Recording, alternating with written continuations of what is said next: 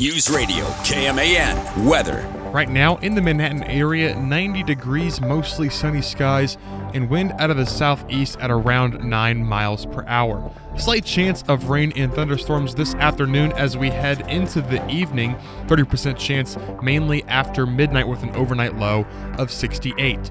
Tomorrow, a 30% chance of showers and thunderstorms mainly before 10 a.m., then a gradual clearing of those clouds. Overnight low on Tuesday of 67. We're back with the game here on News Radio KMAN after these words. Weather on News Radio KMAN is brought to you by Sunset Zoo. Memberships are a fun way to experience the zoo. Pick up your membership and enjoy the Sunset Zoo all year long. The following is an exclusive presentation of News Radio KMAN, your home for K-State athletics. It's game time. This is The Game on News Radio KMAN. We are finally back. After a week off, 4th of July weekend, I attended a couple of concerts. We're back and we got a full week of shows. In our first hour, the Big 12 football preseason team has been released. For K-State football, one commit in, one out. A not often decommit for the K-State 2026 class. In hour number 2, we turn our attention to Big 12 Media Days, which kick off tomorrow from the Star in Frisco, Texas.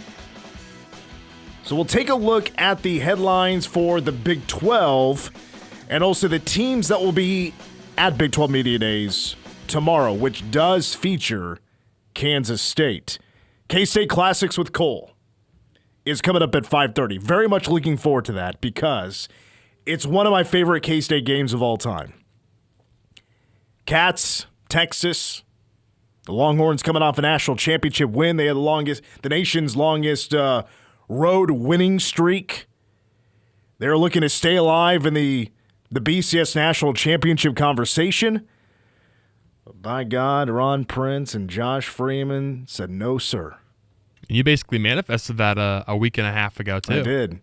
And Cole had a whole week to watch it, dissect it, and he watched the game for the first time in his life. So we'll get that reaction in K-State Classics with Cole coming up at just about 5:30. Good to be back. I hope for those watching on the YouTube, hope I look a little bit tanner. Spent a lot of time outside trying to avoid the, God, why am I blanking on it? Sunburns, Sure. heat exhaustion, things like that. So we got a little bit of a heat wave still going on in our area. Hopefully we'll get a little bit of rain this week. I gotta talk about something not sports related that happened over the week and the weekend. Awareness needs to be brought to these kind of things that annoys the hell out of me and probably annoys everybody around you. Went to a couple of concerts this weekend. And this has just been on my mind. It bothered me that much. On Wednesday, myself along with Lindsay, my parents, and some friends of my parents, we all went up to Starlight Theater in KC to see some old people bands. Headlined by Styx. The average age of the lead singer was 76. And I'm not joking about that. 76 years old. They were all pretty close to their late 70s. But it was a very good show. Starlight Theater, 2 shows in a row, though. It's a great place to see a show. I love it there. But 2 bad draws when it comes to seats because you're just around somebody that's just talking and talking and talking the whole show. They're right next to you. They're just talking loud, trying to talk over the music while the songs are going.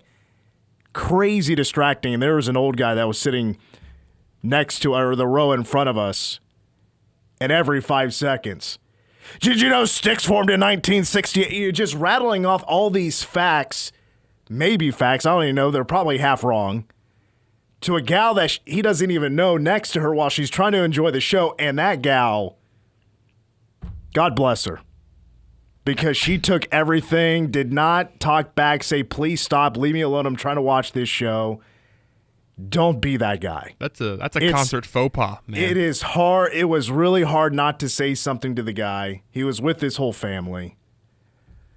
other than that, it was a phenomenal show. Then last night, Lindsay and I were up in Omaha, Nebraska to see.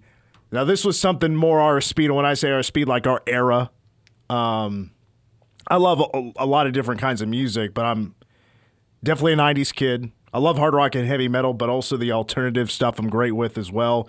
It was Blues Traveler, Gin Blossoms, and Spin Doctors. Have you heard of any of those bands, Cole? Over 3. Sometimes you forget that just like you, these guys also age a little bit throughout the years. And the average age for all those lead singers was 57. And I was like, holy crap. I was like, yeah, just think about that for a second, because I've seen these music videos with these guys, right? They all got long hair, no wrinkles, ton of energy, and then they come out on stage, gray hair, still in decent shape. Maybe the voices aren't as good as they used to be, but they could still go out there and put on a show. Unfortunately for John Popper, who's the lead singer of Blues Traveler, he's been dealing with, a lot of health issues recently. Was late to the show because he was having some leg issue. So they had to do a fast forward set and play the hits and get out of there in about 45 minutes because of a 10 o'clock curfew for this venue that's brand new that's right next to an apartment complex. The curfews will get you, man. Just ask Wimbledon. Yeah, can you explain that one to me? I saw that over the weekend. I was like, some guy, I don't know all these tennis players, right? I don't know all the rules with tennis and about how these suspensions work. But the guy on the microphone on the stand was suspended. And I was like, what'd this guy do? Did he streak through the hallways or something? How'd he get in trouble? Suspended, kicked out of class, he's going to detention. I guess it wasn't that. I know tennis has some rules you got to follow. So there were a couple of instances. The one that really got some attention was Ben Shelton, who's an American, a young kid who was just at Florida University a couple of years ago, actually. And his match was outdoors, so the lighting was a problem for this match. I don't think they have lights at Wimbledon. There's 2 courts that are indoors or they can at least put the roof over it, center court and court number 1 or whatever. And Shelton was on, I believe, court number 3, which did not have a roof, and I don't think they had lights. So at this point, it's around 9 London time. So the sun is setting, and sight is becoming an issue at this point. The players were asking for, I think, legitimately 30 minutes before to suspend this match and pick it up the next day. They would have been the second match on. They would have let one match go on, and then they would have been up to finish there. It was I believe it was just the 3rd set. Shelton was ahead in this set, and so nothing happens. The court's getting slippery, probably some condensation. It's been pretty humid in London over the week, so that was a problem too. Again, both players on both sides begging to get this match suspended for the last 30 minutes of the match, and then at 5-4, Shelton on serve and up 2-0 and up a break. He's going to win the match within the next minute, 2 minutes.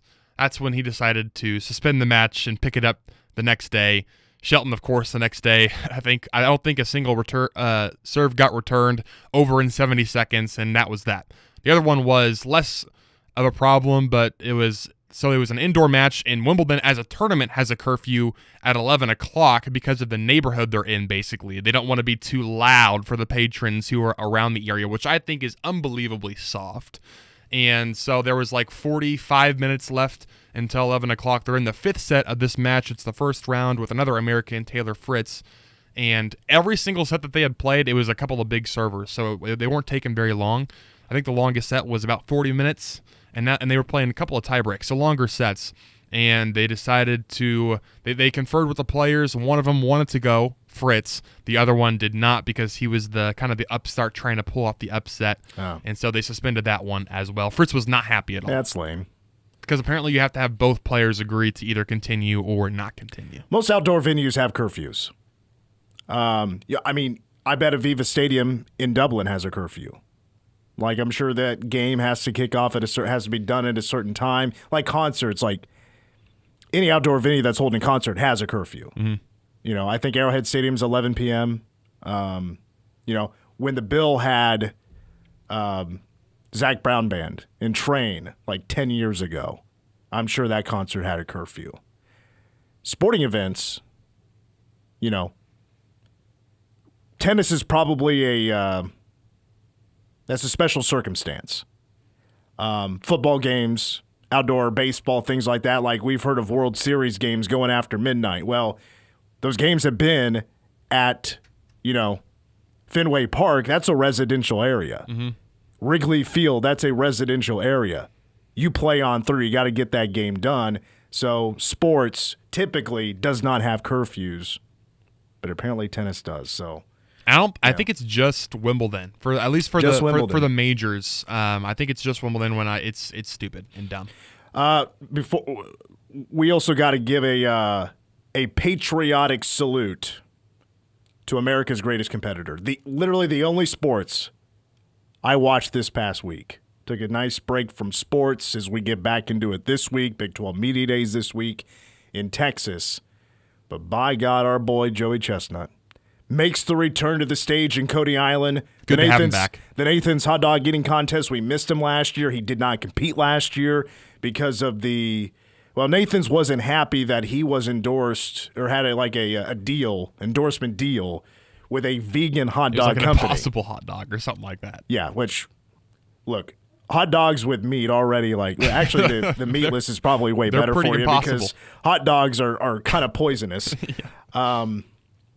But by God, he got up there and he was in midseason form right away, crushing the competition because he finished with 70.5 hot dogs, hot dog, buns, no condiments, dunking in water, 70.5 in 10 minutes. Think about that. That's not even his record. His record is 76.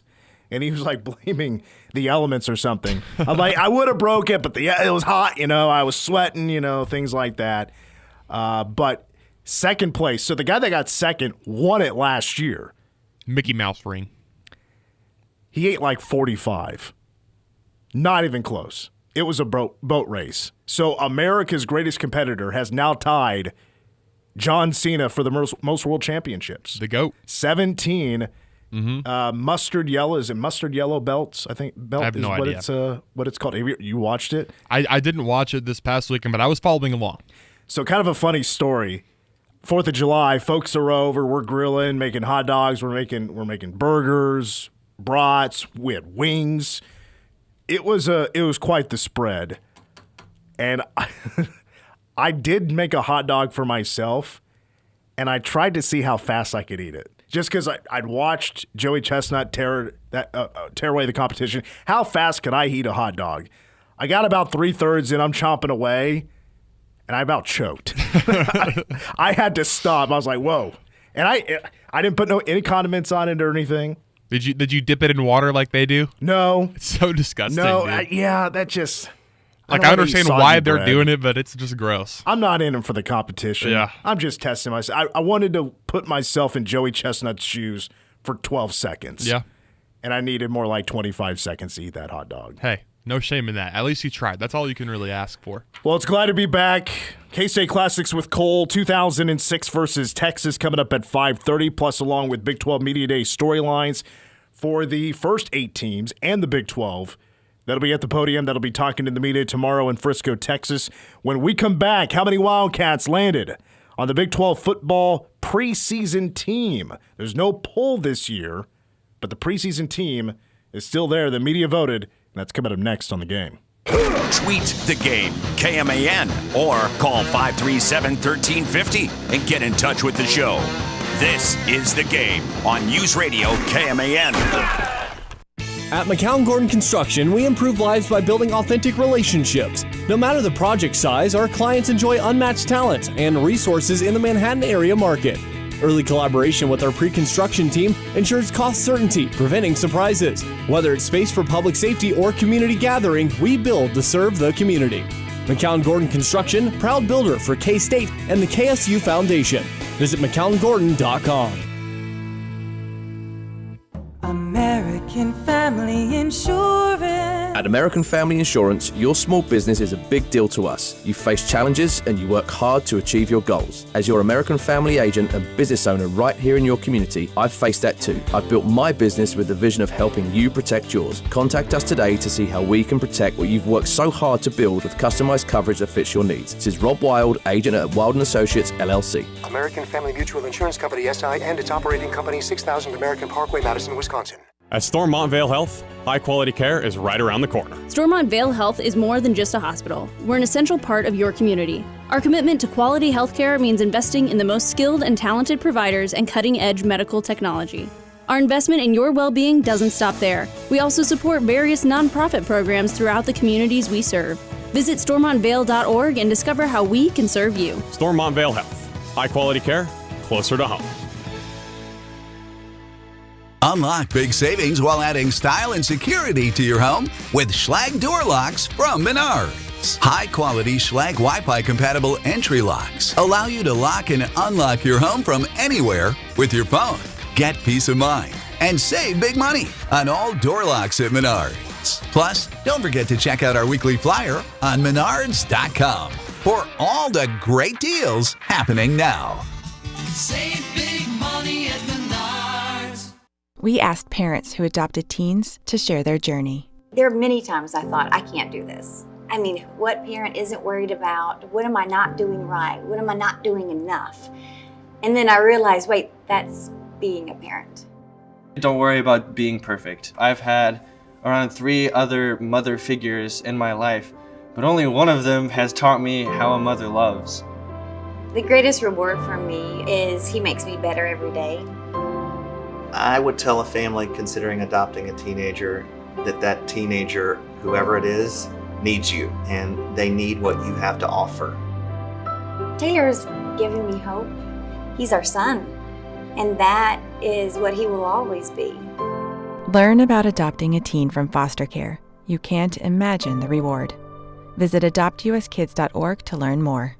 A message brought to you by Adopt US Kids, the U.S. Department of Health and Human Services, and the Ad Council. NHL star Matt Martin for American Humane. I've had my fair share of bruises and injuries, but for many who put their lives on the line every day, it's not always the injuries you can see that hurt the most. Every single day, 184 veterans are diagnosed with post-traumatic stress. When medications and therapy don't help, professionally trained service dogs can. American Humane has created a free guide to help veterans obtain these life-saving animals. For help, please go to AmericanHumane.org. The Ramsey Show. The problem is the stupid banks will loan you so much money that they put you in bankruptcy because they don't have an off button. They'll just loan you money. You know, you can go get a credit card, you can go on a trip you can't afford, you can go down here and get a car. You know, there's actually people out there walking around that still think that if the bank will loan it to you, it means you can pay afford it. The same people that think if you have checks left in your checkbook, there must be money in the account. Same people. Life and money advice. The Ramsey Show. Weekdays from 10 to 1 on News Radio KMAN.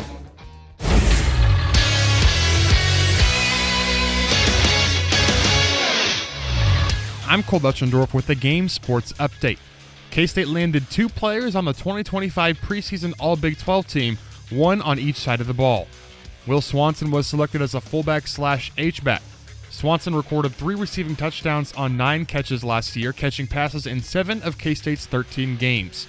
He was a part of the tight end group that led the nation in receiving touchdowns last season. Austin Romaine also received recognition as one of 3 linebackers on the all-conference team's defense.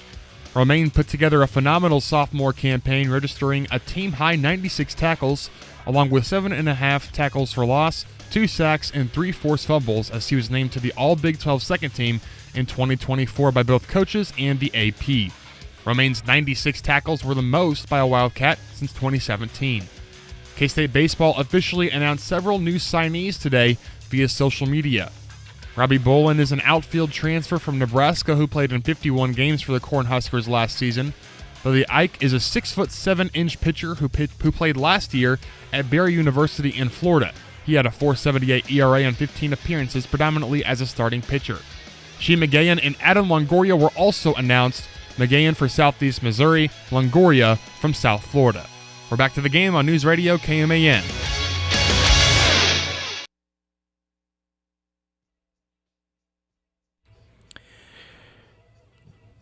Cole, I appreciate that update. Mitch Fortner, Cole Dutchendorf with you. We're here until 6 o'clock. Royals baseball taking over. Pre-game coverage is at 6 o'clock, and first pitch 6:40 against the Pittsburgh Pirates at Kauffman Stadium. How'd the Royals do over the weekend? Needed. They won a series. How about that? that? They won 2 out of 3 against the Diamondbacks, who actually were pretty. I mean, they've been good this year. So that was good to see them pull out a series when it's been a while since that happened. We're going to get an update on Andre Kostic, K-State signee. Obviously a pretty strong candidate to start for the Wildcats this upcoming year. He's competing with Serbia in the FIBA Under-19 World Cup and tearing it up lately against the Dominican Republic, against Argentina, against France. Boy, he's really turning the tables after a tough start. For him to be in Manhattan. I can't wait to see him in purple. I think he's going to be electric next year. Coming up in hour number 2, K-State Classics with Cole, the 2006 Texas game. And we also have Big 12 Media Days storylines kicking off at 5:10 later on in our second hour of the game after work. We'll get those numbers on Kostic here in just a little bit. Plus, 1 commit in. He's a 4-star, 1 commit out from the Lone Star State in a few moments as well. The Big 12 earlier today releasing its preseason team. Big 12 announcing, not long ago, there will be no media poll this year. It's hard to predict a conference that's unpredictable every year, another wide open year. And last year, the team that won the Big 12 was picked to finish 16th, dead last. The team that also played in the Big 12 championship game was like middle of the pack. And Utah, who was picked to win the Big 12, was a huge stinker. In just the entire top 5, no one. I think K-State was the highest at like 8th, 7th in the final standings. Big 12 championship odds this year, it's K-State and Arizona State tied for first at plus 550. Well, we did get a preseason team today. It's led off by the Player of the Year stuff. Offensive Player of the Year, Sam Leavitt, quarterback, Arizona State. This is the year of the returning quarterback of the Big 12. Sam Leavitt was the leader of the Big 12 championship team. We've seen the track record of good teams, returning quarterbacks, continuing to be good. In this day and age, it's rare to retain a pretty strong roster, and Arizona State is returning the most players in college football this year. Defensive Player of the Year, a bit controversial. It's Jacob Rodriguez from anybody? Where's Jacob Rodriguez from? Anybody? Texas Tech. Linebacker from Texas Tech. He's not even the best linebacker in the Big 12. That's Austin Romaine.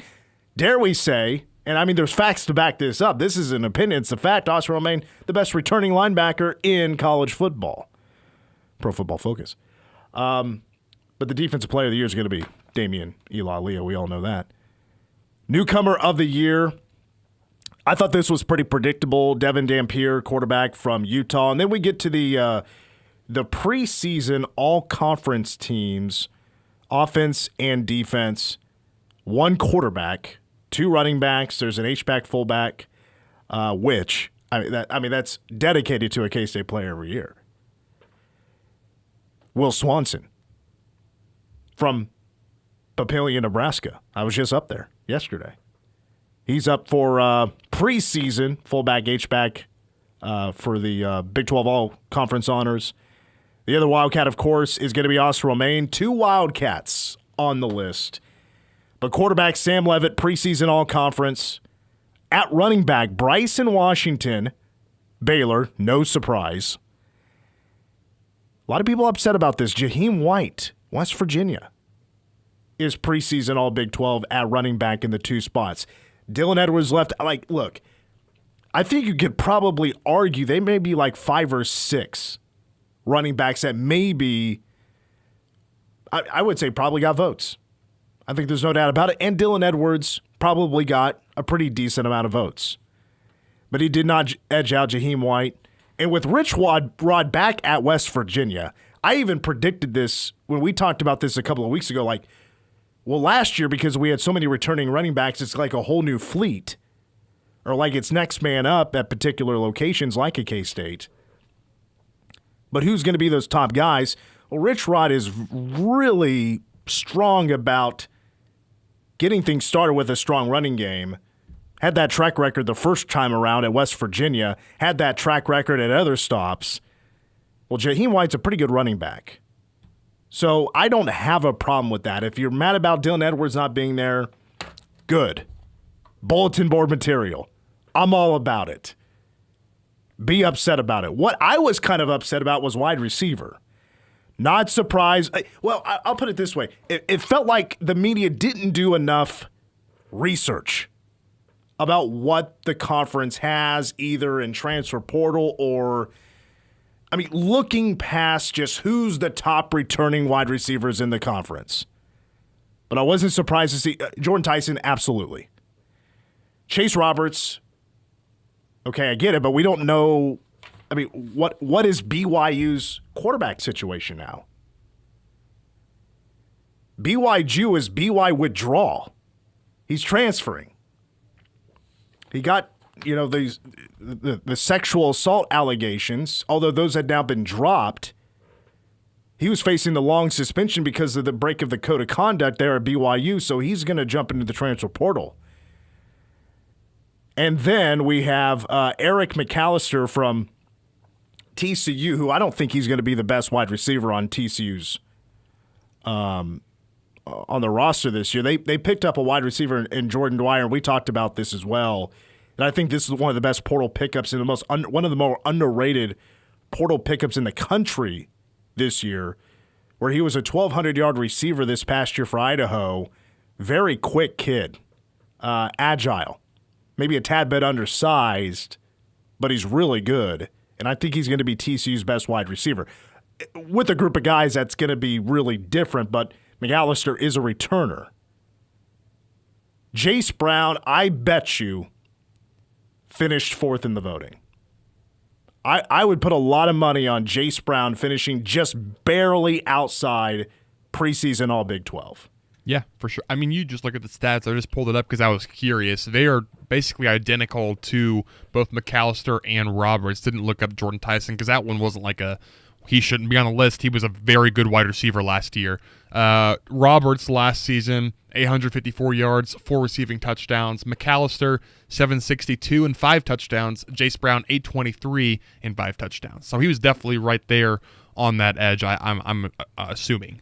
Well, Eric McAllister, he had one play that was like 85 yards, and that gave him a really good yards per catch average. That put him a little bit better than a lot of guys.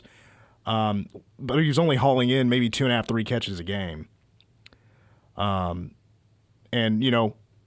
last season, almost touching 850 was Jace Brown. He had 4 catches a game. But anyway, kind of getting into the weeds here. But I bet you Jace Brown was just shy of being preseason All Big 12. If there was one snub, I would probably go Jace Brown. Mm-hmm. The offensive line, whatever. Tight end, no Wildcat there at tight end. It's going to go to Joe Royer of Cincinnati. He is one of the favorites, one of the top guys. And I say top guys, when it comes to college football. Again, he's a kid from Cincinnati.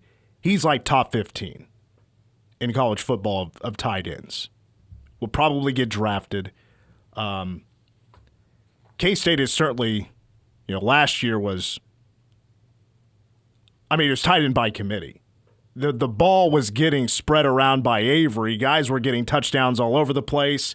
I know Oakley led the way with 5, but he also had about 250 yards, and that was not going to touch Royer of Cincinnati. On the defensive side, look, this is really my only takeaway about the defensive side. What's the big storyline about Texas Tech heading into the year? All the money they are investing in NIL, transfer portal, go get dudes. David Bailey, preseason All Big 12. Lee Hunter, preseason All Big 12.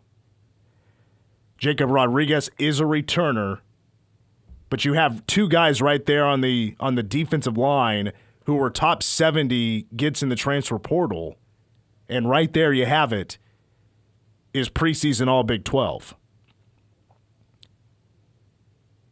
I was a little bit surprised in a way. I said this earlier. Devin Dampier getting the nod as newcomer of the year, a bit predictable because he plays quarterback. He is dynamic. He's really talented. It's on his shoulders to turn, player-wise, to turn Utah around.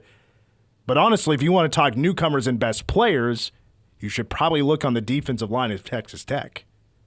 They're the highest-rated, highest-paid guys out of the portal. And they're both going to Texas Tech. Like, there's a battle right there. And they're going to play a ton.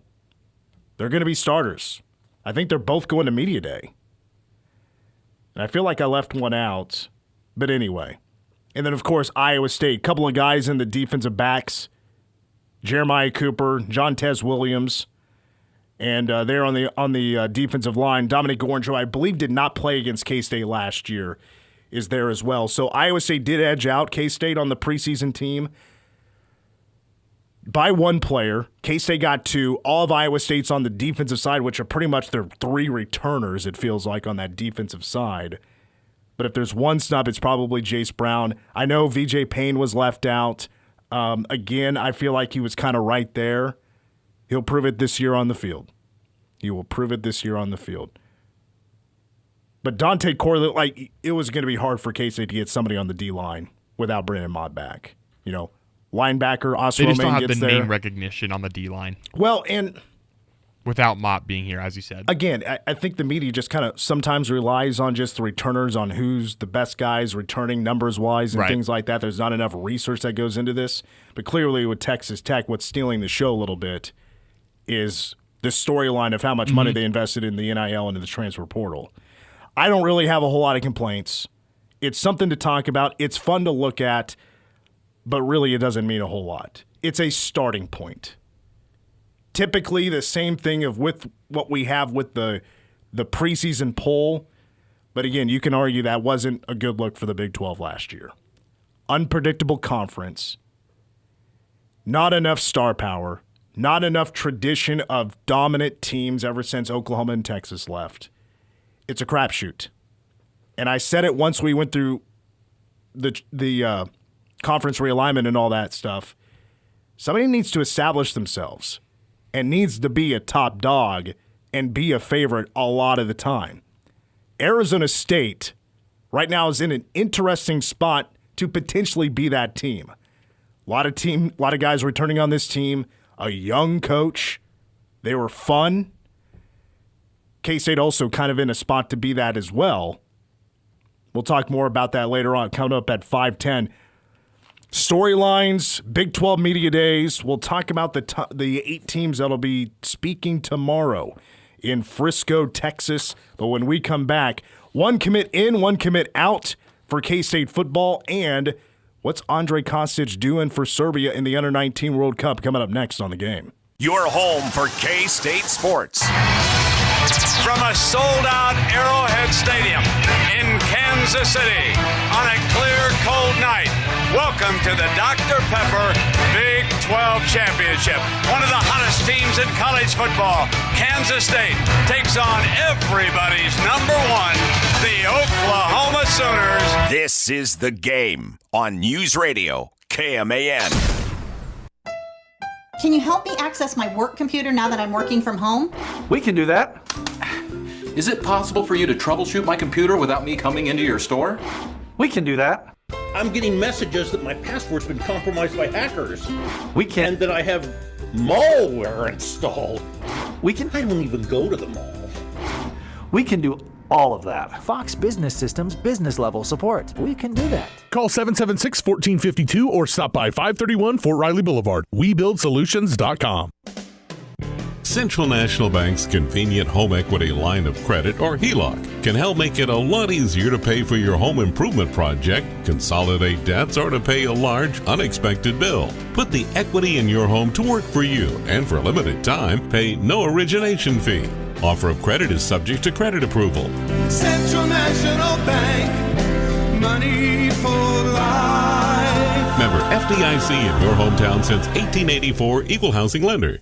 Caregiving can be incredibly demanding, and it's easy to feel overwhelmed. Let Leonardville Nursing Home provide you and your loved one with Senior Day services, available Monday through Friday from 9 to 5 with prior arrangements. Run your errands, go to work or appointments while we provide compassionate care for your senior. Our trained, caring staff provides nutritious meals, social activities, and a safe, supporting environment. Contact Leonardville Nursing Home for Senior Day services, an invaluable solution for both caregivers and seniors. Here's something you might not expect. The Manhattan Mercury and Manhattan Broadcasting now offer blueprint printing and scanning. We've been printing locally for over 100 years, and now we're putting that expertise to work for your plans. We do same-day turnaround, can pick up or deliver. And our pricing? Yeah, it beats the big guys. If you're in need, email blueprints@themercury.com or call 776-1350. Local businesses helping local businesses. That's how we grow together. Adopt US Kids presents What to Expect When You're Expecting. A teenager. Learning the lingo. Today I'm going to help parents translate teen slang. Now, when a teen says something is on fleek, it's exactly like saying, that's rad. It simply means that something is awesome or cool. Another one is totes. It's exactly like saying, totally, just shorter. As in, I totes love going to the mall with Becca. Another word you might hear is jelly. Jelly is a shorter, better way to say jealous. As in, Chloe, I am like so jelly of your unicorn phone case. You don't have to speak teen to be a perfect parent. Thousands of teens in foster care will think you're, rad just the same. To learn more, visit adoptuskids.org. A public service announcement brought to you by the U.S. Department of Health and Human Services, Adopt U.S. Kids, and the Ad Council. I'm a pretty great multitasker. I can wash dishes and do laundry. I can roller skate while walking my dog. I can even order lunch while doing my homework. But I can't use my phone while driving. A distracted driver is one of the leading causes of death in the United States. So when it comes to driving, please, don't be a multitasker. Don't drive distracted. A message brought to you by the National Highway Traffic Safety Administration, Project Yellow Light, and the Ad Council. The Ramsey Show. Up to 50% of American families are paying their adult children's bills to an average of $1,482 a month. Wow. I've never seen it like this. 25% of millennials, their parents are paying their house payment, their rent, or they're living in their basement. You pay your kids' bills. Psychologists call that enabling. As a matter of fact, enabling is quite the opposite of loving. Go from paycheck to purpose with The Ramsey Show. Weekdays 10 to 1 on News Radio KMAN. News Radio KMAN. Weather. Right now in the Manhattan area, 90 degrees, mostly sunny skies, and wind out of the east just at about 8 miles per hour. Still a 20% chance of showers and thunderstorms as we head into the evening. That'll get bumped up to 30% chance mainly after midnight. Overnight low of 68. Tomorrow, a 30% chance of rain and more thunderstorms, mainly before 10 in the morning. Tuesday night, mostly clear and a low around 67. Heating up again on Wednesday, sunny and a high near 91.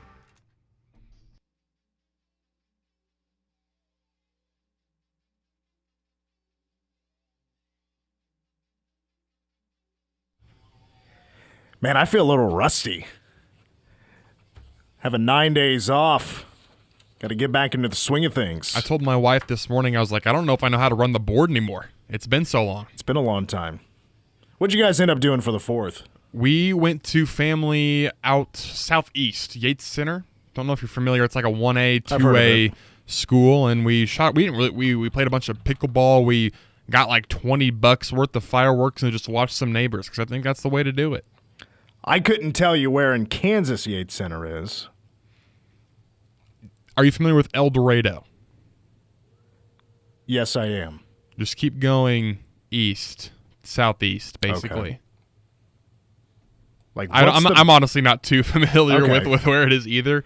I just let the people drive, and I vibe in the back seat. It'd be southeastern Kansas. Yes, but not like super southeastern. Like you'd still have to travel quite a ways to get to your Pittsburghs of the world. Okay, well, sure. I mean, that's about as southeast as you can get, or that, or Coffeyville or something, or Galena. Galena's down there as well. I know Galena. Very south. Back in the game, Mitch Fortner and Cole Dutchendorf with you until 6. Royals baseball takes over then. They got a home game against the Pittsburgh Pirates at 6:40 for the first pitch. Congratulations to Chris Bubich and Bobby Witt Jr. being named All-Stars for the American League. And I believe for this Pittsburgh series, I want to say Paul Skeens just pitched yesterday, so that is good news for the Royals. They will not face him. It'll be a bad news for the fans in the K, but good news for Royals hitters who would like to bump their averages up. So you're telling me that, what's her name? The gymnast from Libby LSU. Dunn? So all the thirsty college kids Paul Skeens won't be in attendance. He is insane, and I feel bad for him for good. being on the Pirates.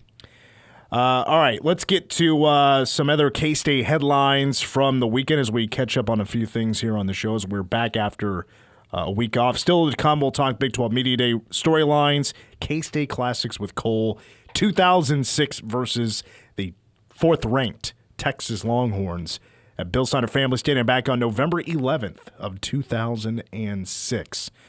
Let's start with your boy, Andre Kostic, who right now has been playing in the Under-19 FIBA World Cup. It's taking place in Switzerland and has played in 6 games. Wasn't his best start. Like, he's putting up some points. Like, for instance, he's played 7 games. And in the first 4 games, 10 points, 9 points, 11 points, 11 points. Okay. You're averaging double figures. That's not too bad. But he wasn't shooting it well. Game 1, 21%. Game 2, 27%. 37%. Wasn't taking as many shots in Game 3. Game 4 against Germany. Not great. 15% from the field, just 2 of 13. And his three-point shooting was pretty much below average as well. Wasn't really getting to the free throw line. And then he had a game against the Dominican Republic, Argentina, France. I mean, just kind of completely flipped the script than what was previously taking place at the FIBA Under-19 World Cup. Against the Dominican Republic, 24 points, shot 49%. 25 points against Argentina, shot 50%. Against France, 22 points, 70% from the field. And he was getting to the free throw line, a lot more. Like, he was averaging about 8, 9 free throws per game in his first 4 games. And then after that was averaging about 12 free throws per game. So he's getting there a little bit more. The three-point shot, I should take that back. I was looking at the wrong numbers. The free throw line doesn't get there a lot, but he was getting there about 8 or 9 times when he was playing better. The three-pointer was starting to finally fall. 39% against the Dominican Republic, 50% against Argentina, 75%, 6 of 8 against France. He just needed a few games to get going, and now he finds himself as a top 20 scorer at the FIBA Under-19 World Cup. That's the Balkan bucket, man. I'm so excited to have him in Rapike, whatever his name is. I'm excited to have both of them down there. I think they're going to be a couple of really important additions to this team. I think Coach Peterson is going to be instrumental in them as well with having that background with international players. I'm really excited to have them down and see them live in person. I know a lot of it is kind of projections at this point. We don't know how they're going to translate to the college game, but I'm excited to see what I think is probably going to be a pretty good transition for them both.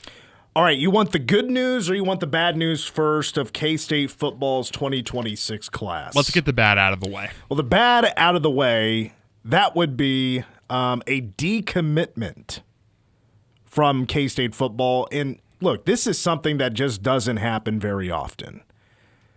But it does happen for K-State. I mean, feels like the last one. Was it Dylan Edwards? Was he the last official decommitment? Seems possible. So that was a few years ago. Brandon Ford, who was actually K-State's first commit for 2026. From Crowley, Texas, a corner, 6 foot of $180, 3 stars across the board from all the recruiting sites. Make that the 49th best player out of Texas according to Rivals. Top 1,000 player out of high school. Committed 6 months ago, and then a couple of days ago, he announces that he is going to decommit from K-State, and today committed to Oklahoma State So the Cowboys, who need some good headlines, got one over on the Cats. So for now, he's going to be an Oklahoma State Cowboy. So, yeah, stinks. 3-star, not with you now. But the good news.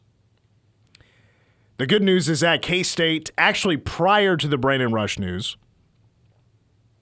out of the Lone Star State, got themselves another player, and he's a 4-star. So K-State now officially has their second 4-star of the 2026 class, Tucker Ashford, who has really fun film to watch because he plays both sides of the football. He's from a smaller classification in Texas, but he's still talented. Like, it's a smaller classification. Like, I remember when I played high school football, look, kids in these neck of the woods of Clay Center and Concordia and Wamego, you don't have necessarily a ton of, like, studs.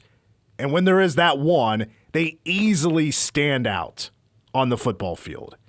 That's Tucker Ashford. He's receiving 4 stars from On3 and Rivals. And according, On3 and ESPN. ESPN has him as the 27th best edge rusher in the country, number 260 nationally. And he has committed to K-State, had offers from all over the place, from smart schools like Stanford and Vanderbilt, Big 12 schools, Houston, Baylor, across the country, Illinois, Wisconsin, California. But he makes his pledge to K-State. So putting K-State right now 60th when it comes to the class ranking. A very talented kid. Size is underrated. He's 6'3", already has some weight on him. You can tell he's not afraid of getting in the weight room. He's sneaky fast. He's on the team's 4x100 meter relay team. Crazy fast. Really strong athlete. On the offensive side of the football, by the way, on defense, he's an edge rusher. He does not get in a 3 or 4 point stance. He is a 2-point stance guy, which you don't really see that too often anymore. But on the offensive side, he'll line up as an H-back. So look out, the Will Swansons of the world. There's some new guys coming up here soon to take over your jobs once you leave. The H-back typically lines up behind, the right tackle or left tackle. Really good blocker, but they'll sneak him out on the pass and get him the football, and he can go score the touchdowns. He had one of the best stiff arms I've ever seen from a high school film, where he basically stiff-armed the guy, kind of just threw him, and the guy goes tumbling. I'm not going to be able to speak it into, I'm not going to be able to sell it as well as I could. You just got to see the video to prove what I'm talking about, to really get the full impact on how awesome this stiff arm is. I love watching a defensive guy, or at least a guy who that's maybe where he's best at, just be a beast on the offensive side of the ball. I'm blanking on the name, but I know there was the D tackle it was Kingston Hall, the D tackle that committed to K-State, had that disgusting. I mean, he was a running back alongside the D tackle, was like 270. It's always fun watching those defensive ends on the offensive side of the ball when they're not just an O lineman. So get an update on K-State's recruiting class again. According to On3, they're the 60th best class in the country in the Big 12, 12th in the Big 12. I know it's not exciting, but it's not done. K-State still has some big fish on the reel. Probably looking to flip some guys. Those numbers are going to change. One other note here, Lawson McGraw has also received an evaluation, and this is from On3. That's his first. He's still got a ways to go in his evaluation, but Lawson McGraw, who's an in-state kid, and that's where it's important, an in-state kid. John McGraw is his dad, a legacy here at K-State. The Blue Valley West kid from Overland Park has received 3 stars and the 15th best player in the state of Kansas. And again, that is according to the folks at On3. All right, we'll take our final timeout. How about a feel-good story from the weekend when we come back as we wrap up Hour 1 next on The Game?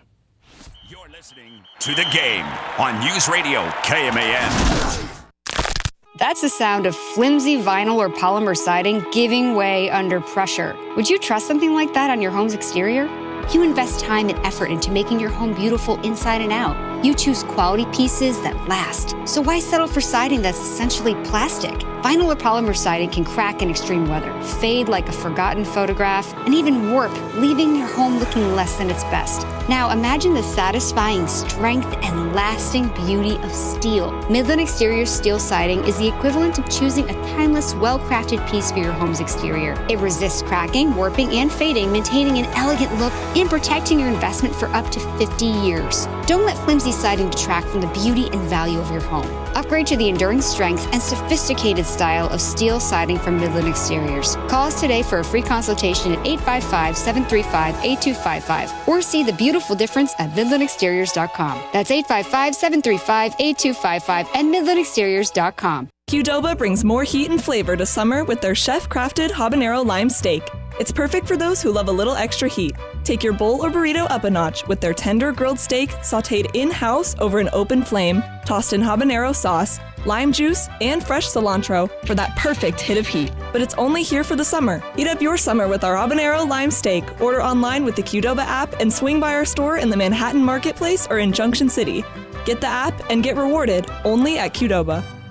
Blueville Nursery's Horticulture Hints radio show comes to your radio every Friday morning at 10 a.m. We will discuss timely gardening and landscape topics to help you keep your lawn and garden in tip-top shape. Blueville Nursery has been your local landscape service and garden store for over 50 years, and we want to share our time-tested techniques with you. From vegetable gardening, spring and summer annuals, to shade trees and lawn care, we'll cover it all. You're welcome to call into the show to ask questions that apply to your own landscape or garden. Stay tuned to Blueville Nursery's Horticulture Hints radio show every Friday at 10 a.m. right here on News Radio KMAN. Kansas weather can be unpredictable. If you're listening to us and you hear these beeps, that means that we're expecting or experiencing severe weather within the K-Man listening area. Once a watch or warning condition has been handed down by the National Weather Service, we activate these beeps to indicate that you should keep listening as important weather information may follow. So again, if you hear this, stay tuned for weather information here on News Radio KMAN, your trusted voice for severe weather.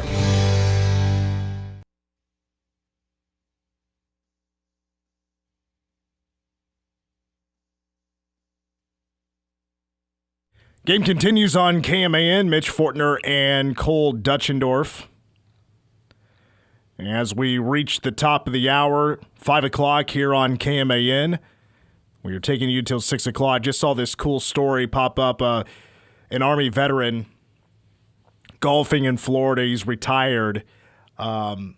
Hit 2 hole-in-ones golfing in the same round. That's insane. Which the odds of that, that's just shocked me. It's got to be astronomical. Because another interesting fact about this story, this guy is 87 years old. My goodness. And he holed one twice. That's yes. insane. The odds of hitting 2 hole-in-ones in the same round is 67 million to 1. Honestly, that's more generous than I would have thought. That's insane. And I thought when I played, the last time I played golf was really the first time I ever played golf. It was the day I graduated high school. Just some boys were going out golfing. I was like, all right, I'll tag along. There's a links out by Clay Center out there in the country. And the first hole ended up with birdie? Eagle? Birdie. I'm rusty today. Yeah, a birdie on a par 3. And it was downhill from there? Oh, yeah. I mean, slice after slice after slice to the right. Like, I was making contact, which is already, like, as somebody who doesn't golf, absolutely ahead of the game. Oh, yeah. Like, I'm making contact every time, but that ball is just slicing to the right every time. I probably lost 7 or 8 balls before I said, the hell with it, I'm just going to hang out. Yeah. Need somebody to putt? I can putt. I'm no better. Golf is not my forte. All right, coming up next, Big 12 Media Day storylines, round 1, day 1 tomorrow. So we got 8 teams up, their storylines, plus for the Big 12, K-State Classics with Cole at 5:30. 2006 versus Texas is after this timeout. You're listening to The Game on News Radio KMAN.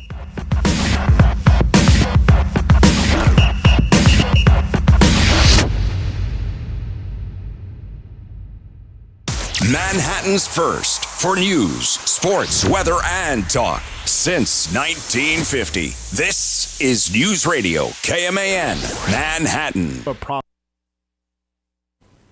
CBS News Brief. The death toll from the flooding in Texas now stands at 95. CBS's Nydia Cavazos on the search for survivors. Close to 19 state and local agencies that are on the ground. That involves agents, it involves volunteers. They're searching bodies of waters and the use of helicopters, drones. President Trump is hosting Israel's prime minister at the White House this evening. Press Secretary Caroline Leavitt says they will talk about Gaza and the latest ceasefire proposal. The utmost priority for the president right now in the Middle East to end the war in Gaza and to return all of the hostages. Stocks fell today after word President Trump was threatening new tariffs against top trading partners like Japan and South Korea. Analyst Gus Fauché. There is a sense that we could see more of this uncertainty surrounding tariffs over the next month or two.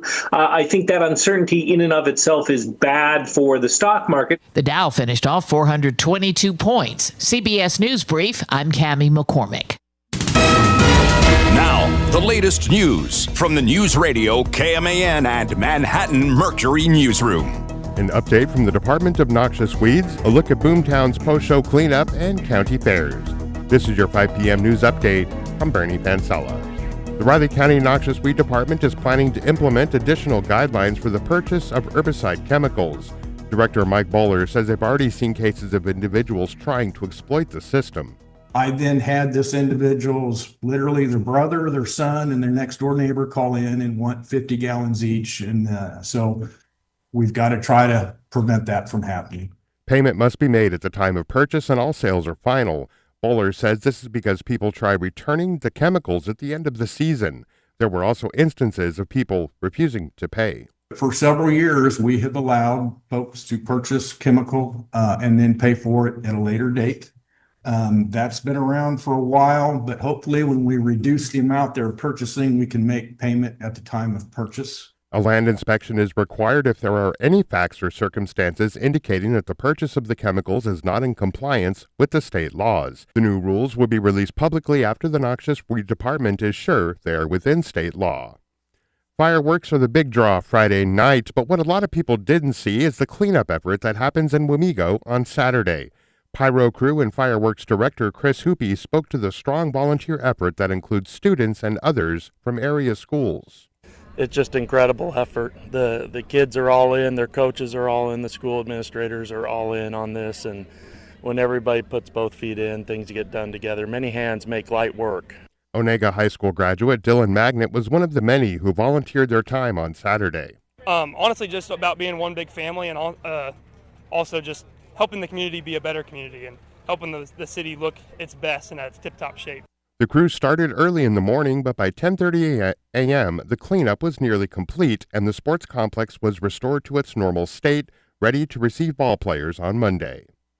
With county fair season upon us here in Kansas, 4-H clubs are excited to showcase their exhibits. Kansas 4-H Youth Development Specialist Beth Hinshaw. It is so hard to believe that it's almost county fair season in Kansas, but it is. And what we know about county fairs and kids is they love it when their community comes out to see what they've done. While local 4-H clubs are comprised of and driven by Kansas youth, adult volunteers behind the scenes are catalysts for the continued success and longevity of the program. We could not do 4-H without the partnership of adults.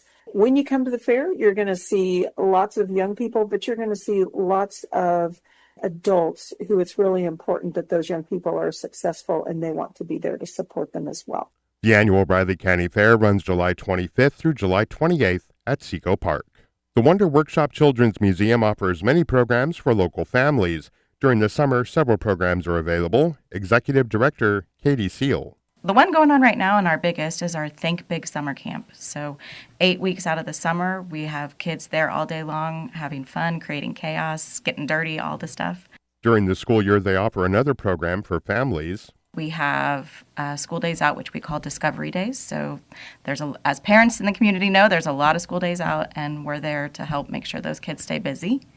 We have birthday parties that we offer. I've heard in town that it's one of the most economical birthday parties to arrange. The museum has different open times during the summer to accommodate the various programs, including a pre-K STEM program. The hours can be viewed on their website, wonderworkshop.org. Seal recently appeared on K-Man's Within Reason with Mike Matson. Episodes can be viewed at newsradiokman.com or K-Man's YouTube page. A text message scam, which KDOT first responded to earlier this year, continues to fluster Kansans, with many threatening revocation of driver's license or a fine for not making a prompt payment. The Kansas Department of Transportation reminds the public that it never collects money for tickets or tolls and does not issue unsolicited text messages. The agency is urging the public to not open any links in these messages. News is powered by Central National Bank, with locations at the Walmart Supercenter and at College and Claflin. Central National Bank, member FDIC. News Radio, KMAN, weather. Right now in the Manhattan area, 91 degrees, mostly sunny skies and wind out of the east at just 6 miles per hour. This afternoon, as we head into the evening, still a 20% chance of showers and thunderstorms. That'll get upgraded to 30% mainly after midnight, with an overnight low of 68. Tomorrow, 30% chance of showers and thunderstorms mainly before 10 in the morning. An overnight low on Tuesday of 67. Heating up on Wednesday, mostly sunny and a high near 91. K-Man Daily Weather is presented by Fox Business Systems. How much does downtime cost you and your business? Don't let another second go by. Call Fox Business Systems at 776-1452.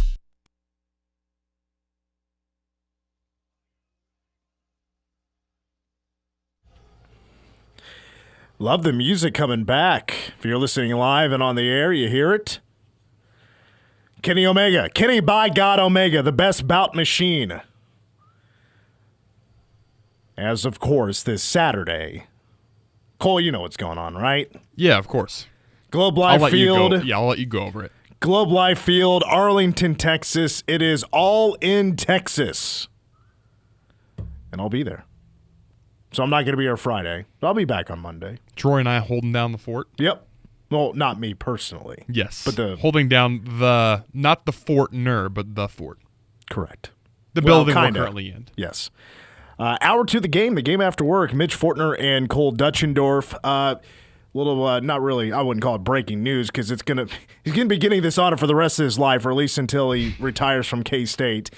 Chris Kleiman has been named on the watch list for the Bobby Dodd Coach of the Year award. That's every year. You know, expect Coach to be one of the popular boys out there. It's an expectation. How about this? The Bobby Dodd Coach of the Year award has been presented since 1976. Who was the last Big 12 coach to win the Bobby Dodd Coach of the Year? And I'm talking Big 12 coaches in that team was currently in the Big 12 when that award was won. And you said the year was 1976, or that's when it started? That's when it started, but who was the last Big 12 coach to win the Bobby Dodd Coach of the Year award? And it's of teams currently in the Big 12? Oof. No, they were in the Big 12 when they won it? At the time. Okay. They won it, yes. I don't even have a guess, I don't think. Bill Snyder in 2012. Okay. Was the last time. That probably would have been my guess. He is one of two coaches to win the Bobby Dodd Coach of the Year award twice. And deserved. Does anybody know the other coach that won it twice? Is it Nick Saban? Believe it or not, that's a great guess. It is not Nick Saban. Nick Saban won it once. Okay. And that was in 2014. Joe Paterno. Really? Penn State. Was the only other coach to win it twice. Last winning it in 2005. Bill Snyder won it in 2012 and 1998. So, College Football 26, the video game, if you pre-order, you're able to play it today. So it's now, I guess you could say it's officially out. Shout out to those that have been sharing some information. I did not do the pre-order. I'm actually finishing up a game right now, and I will get to College Football 26 when I get back from All in Texas in Arlington, Texas on Globe Life Field on July 12th, starting at 2 o'clock on pay-per-view. I'll play it then. But Cole Carmody from Go Powercat, he posted a screenshot of Chris Kleiman in the game. I wasn't expecting perfect, and it's not. A lot better than some other coaches. Yes. I would put it this way. Chris Kleiman, the way he looks in the game, it kind of feels like a police sketch. Yeah. Like it's actually a little bit more accurate than you would expect, but it's definitely not perfect. Have you seen? It could use a little bit of work. You seen Coach Gundy's? No. His is jacked up. If you have during the next break, pull it up. It is. I'm pulling it up right now. There's so no waiting. bad. It's really good. It gave me a chuckle earlier. Oh my god. It's bad. I wish we could put it like on the YouTube stream. It's terrible. He's got an afro. Yeah, it's really bad. And he's super pale. Mm-hmm. That's another. I mean, the eyes. He has the Undertaker's eyes. No, it's wow. It's bad, and also it's a little scary, to be honest with you. I mean, that looks like a guy that's been doing some drunk driving. Hey yo, he's had a long night Yeah. out in Stillwater. Mm-hmm. Holy crap! It's not good. No, that's really bad. I saw that. I hope I can find this real quick. So, for the coaches that aren't in the game, there are basically like made up coaches in their place to be in the game. For instance, Deion Sanders is not in the game. He has opted out. So they put a white guy in there, and his name is Kirk Patrick. It's not one name, not just one last name. Kirk Patrick. They're making it very clear that this is not supposed to be representing Deion in any way. And then Bill Belichick is not in the game either. And from what I understand, like in the Madden games, the head coaches are in the Madden games. Bill Belichick was never in the Madden games for whatever reason. Well, Bill Belichick's not in there, so the head coach of North Carolina is Hector Luna. Hispanic guy. Again, black making mustache. it very clear that this is not Bill Belichick. I wonder what his girlfriend looks like. Yeah, they need to get her in the press box or something. Big 12 Media Days kick off tomorrow from the Star in Frisco, Texas. We're not going down there, but we will have plenty of audio for tomorrow's show. I don't know what the exact schedule is yet, but Chris Kleiman is going to speak. The K-State players are going to be there. Obviously, it's not like the full roster, of course, but Avery Johnson's going to be there. Taylor Portier is going to be there. So right away, I mean, Taylor Portier is, when it comes to having some charisma, being a great interview, yeah, he's going to be one of the favorites down there. I think no doubt about that. VJ Payne, Desmond Purnell, Cody Stufflebean, who's, like Taylor Portier, has stuck around longer than expected, is also going to be representing the Cats. I was hoping Damian Ilalia would be down there. Again, another great quote. I think deserves to represent K-State on a stage like this. But he's not down there. Let's start with K-State first of all. Storylines, like what I feel like the media would want to talk about, the Big 12 media would want to talk about when it comes to K-State. I think, first of all, like just player-wise, team-wise, playing in Dublin, obviously, that's going to be asked about a ton. It's got to be around Avery Johnson. And it's about Avery taking the next step. K-State is considered one of the favorites in the Big 12, even though the conference is not going to have a preseason poll. That's fine. Not a problem with that at all. Is the AP poll next? Some say yes. I don't think it's going away. But is Avery Johnson, who was good last year, can he be top level Big 12, like best quarterback in the Big 12 type of player? That's probably going to be talked about quite a bit at tomorrow's Big 12 Media Day, especially with so many returning quarterbacks in the conference. Is he that kind of Sam Leavitt, lead your team to a Big 12 championship kind of player? That's probably what the media is going to want to talk about when it comes to K-State. The Big 12 as a whole, I mean, we're in a new era of college football. July 1st, revenue sharing has taken over. Brett Yormark is going to get questions about that. Producing additional revenue. We've already seen that in the last couple of weeks with announcements surrounding Big 12 Media Days of advertisers having their name on the Big 12 Media Day logos and things like that. And that's additional revenue for the Big 12. That's money going to the schools to try to help them make it a little bit easier to reach $20.5 million. I'm sure somebody is going to ask him about realignment. It's just going to happen. It is a common question, even though there's really nothing really being talked about Some of the waters are kind of quiet right now about that particular subject. It's going to be brought up. The conference no longer having a preseason poll, that's going to be brought up.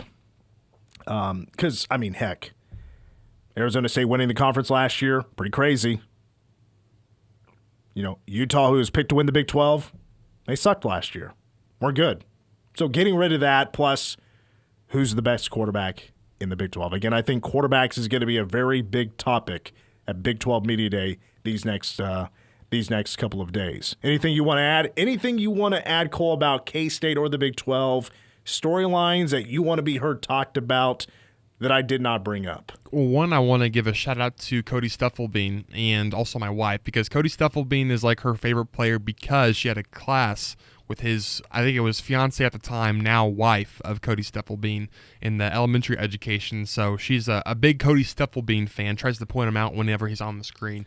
He's an underrated quote. Yes. And he's a good player, a good captain, a great leader for this team. I'm interested to see some of the insights that he'll have as a longtime member of K-State. He's been around. He's a Kansas kid, and he's big time going down to Arlington. So I am a little bit excited to hear that. Yeah, he was.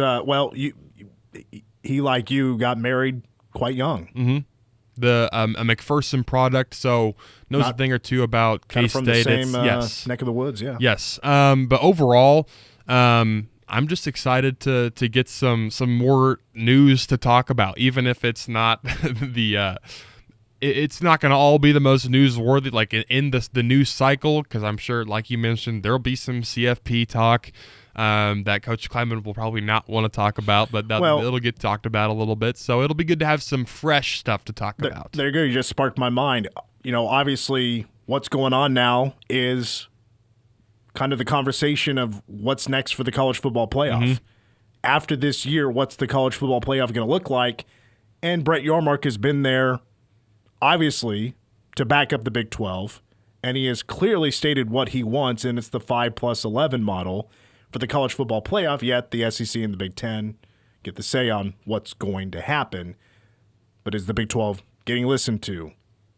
What's his thoughts on that actually happening? Can we get this done before December? Yeah, that should be, even though that's not so much just a Big 12 topic, that's a college football topic. It'll get brought up. But Brett Yormark's at the table talking to all the other commissioners, along with, talking then to those of the Big 12 Conference, the ADs and everybody else about the future of college football and college athletics.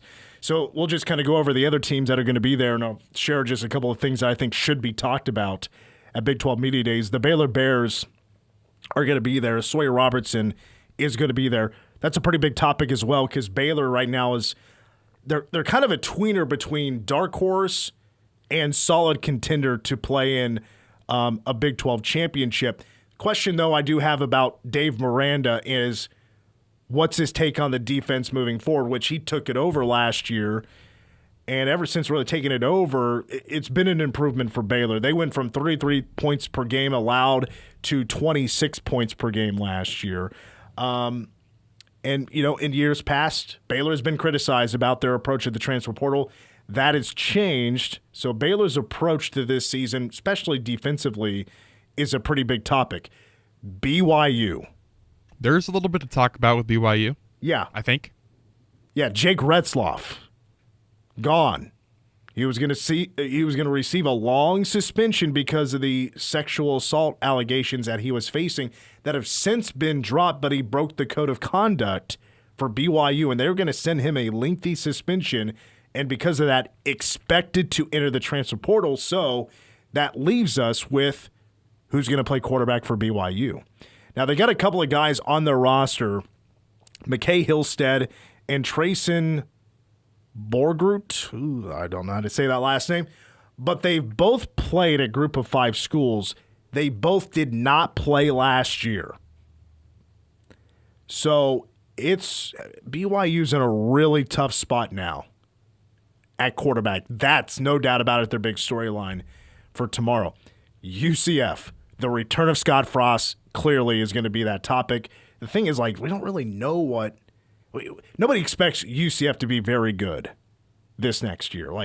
They have just an ugly quarterback battle where neither of them look like they could truly be a great quarterback and lead this team to a bunch of wins and be bowl eligible and things like that.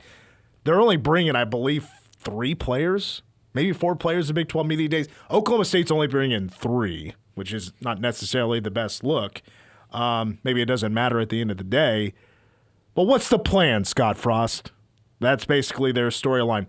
Cincinnati, give me a reason why I should care about Cincinnati football this year. That's it. That's really it for me. I mean, you entered the season on a 5-game losing streak. You lost 7 games last year. Maybe is it a bit of a hot seat type of season for Scott Satterfield? Returning some strong players, but it's really not enough. So how do they fill the gaps? All right, now we'll get to 2 more teams that are certainly interesting. Iowa State. Dublin, obviously, is going to be brought up. Pretty unique opportunity for the Big 12 with K-State, Iowa State playing in 46 days, 16 hours, something like that. We're less than 7 weeks away from the Aer Lingus College Football Classic. But Iowa State is also coming off their first ever 10-win season, which was actually an 11-win season because they beat Miami in their bowl game. The return of Rocco Becht, who has already won 18 games at Iowa State. They got a lot of key places to fill, though, with new talent because you got Higgins and Knoll. They're out. Wide receivers, great wide receiver duo with Chase Sowell and Xavier Townsend. I'm not exactly crazy high on them. I don't think they're going to be as good as this previous duo. And then, of course, Matt Campbell, who's right now in the middle of a pretty strong run for Iowa State. Veteran offensive line returning. Defense has some high IQ playmakers. How strong is this team truly going to be in 2025, which I do feel like they do also have a bit of a favorable schedule on their side. K-State, though, playing them in game 1. Super interesting because Iowa State typically comes out slow. They typically have a lackluster week 1 game or a week 0 game. And then finally, the last team I'm going to bring up, this is the last team that's going to be speaking at Big 12 Media Days tomorrow, Texas Tech. Tomorrow's going to be a really interesting day. There's a lot of storylines. Texas Tech's they're chock full over there.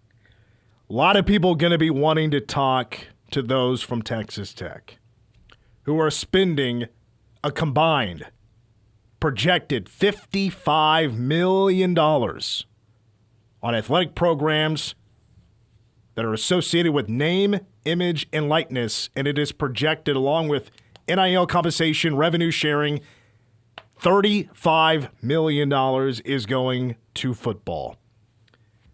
Joey McGuire and Texas Tech have certainly bought with the deep pockets from donors, the Matador Club. They have bought the best recruiting class in football. They have bought the best transfer portal class in college football, ranked number 1 by On3, number 2 by 24/7 Sports. So the topic is Texas Tech has pushed in the chips. They're going all in on 2025. What if it works? What if it doesn't work? I mean, this could be truly, obviously everybody's paying for their teams now, right? But Texas Tech just picked up a recruit for 2026 who's a 5-star lineman who threw an okie doke at Texas he said the words, "I have committed to Texas." Holds the hat above his head. It says, everybody, wait. Mom's in on the joke. She's holding the Texas Tech hat under the table. Wasn't even on the table. And this 5-star offensive lineman puts on the Texas Tech, throws up the guns. Texas Tech is paying $5 million for a 5-star offensive lineman for a handshake 3-year deal. The Red Raiders are throwing a lot of money around for college football, athletics, softball. They are not messing around. I think it's kind of good for the Big 12, honestly. Let them know that we can play around a little bit. So right now, Texas Tech sports across the board, 2025 is going to be in 26 an incredible case study. Oh, yeah. They're going to be under a microscope, too. If it works, it shouldn't shock a whole lot of people as to why it worked. If it doesn't, they're going to be the Enron of college athletics. It's going to make an amazing 30 for 30 in about 10 years. We take a break, and when we come back, boy, this has turned into one of the best and fun segments of the summer. K-State Classics with Cole. I was hoping to pull this game. I ended up doing so 9 days ago.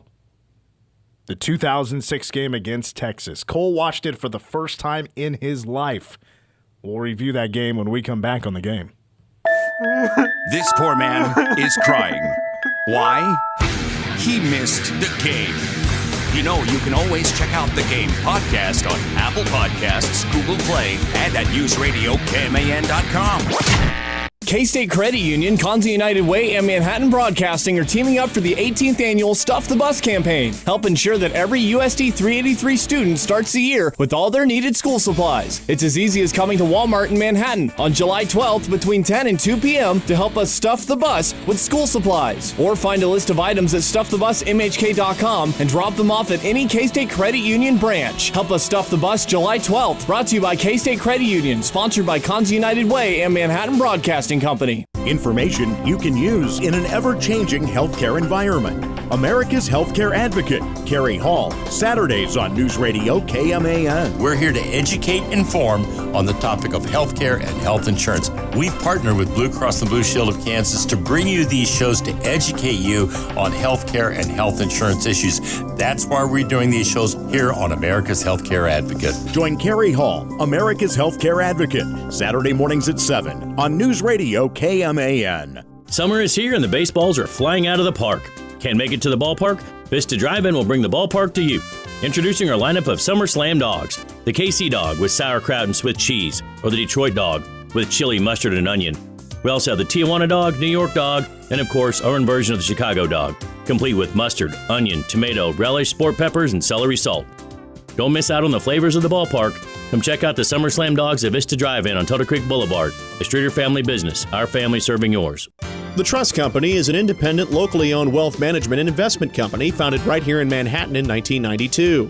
The experienced professionals at the Trust Company are recruited specifically for their financial, legal, accounting, and business expertise. They're also your neighbors who, guided by your hopes and dreams, will continue to deeply understand your aspirations and goals. The Trust Company, locally owned, client-focused. Our only allegiance is to you. Visit thetrustco.com. At McCown Gordon Construction, we improve lives by building authentic relationships. No matter the project size, our clients enjoy unmatched talent and resources in the Manhattan area market. Early collaboration with our pre-construction team ensures cost certainty, preventing surprises. Whether it's new construction or expansion, our team simplifies complex projects. We build to serve the community.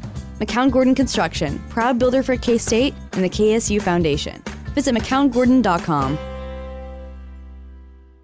Join Steel and Pipe Supply Company for Tastes and Tunes at Fiesta to Remember on Friday, July 11th from 11 a.m. to 10 p.m. at Rockin' K's. A portion of the proceeds will go to benefit Metal Arc Memory Program, which provides free services to those affected by cognitive changes and dementia in the Flint Hills region. We'll have a lunch taco buffet and order off the main or special taco menus all day. For more information, visit metalarc.org. It's a Fiesta to Remember, benefiting Metal Arc Memory Program Friday, July 11th at Rockin' K's. Orthopedic and Sports Medicine Center offers innovative, cutting-edge physical therapy, from blood flow restriction rehabilitation, dry needling, DARI-A biochemical movement analysis, fall prevention, and return to sport. OSMC Physical Therapy has over 75 years of combined treatment experience and deliver a successful and positive outcome while making the rehabilitation process pleasant and enjoyable. At Orthopedic and Sports Medicine Physical Therapy, no referrals are needed to schedule your therapy appointment. For more information, visit us at kansasortho.com.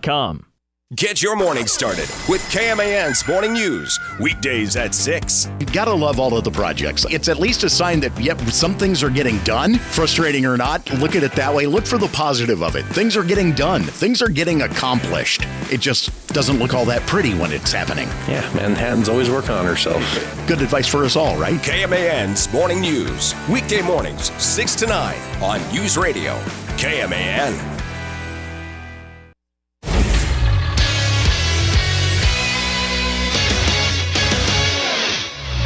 I'm Cole Dutchendorf with the Game Sports Update. K-State landed 2 players on the 2025 preseason All-Big 12 team, one on each side of the ball. Will Swanson was selected as a fullback/H-back. Last season, Swanson recorded 3 receiving touchdowns on 9 catches, catching passes in 7 of K-State's 13 games. Austin Romaine received recognition as one of 3 linebackers on the all-conference team's defense. Romaine put together a phenomenal sophomore campaign, registering a team-high 96 tackles to go alongside 7.5 tackles for losses, 2 sacks, and 3 forced fumbles, as he was named to the All-Big 12 second team. K-State Baseball officially announced several new signees today via social media. Robbie Bolin is an outfield transfer from Nebraska who played in 51 games for the Cornhuskers last season. Billy Ike is a 6'7" pitcher who played last year at Barry University in Florida. He had a .478 ERA and 15 appearances predominantly as a starting pitcher. Shane McGaughan appeared in 40 games for SEMO as a catcher last season, cutting an .887 OPS on the year. And finally, Adam Longoria, a right-handed pitcher who played for South Florida, made 16 appearances on the mound, finishing the year with a .498 ERA. On the 4th of July, K-State football landed defensive end Tucker Ashford to the 2026 recruiting class. He is a 4-star prospect according to On3 and ESPN.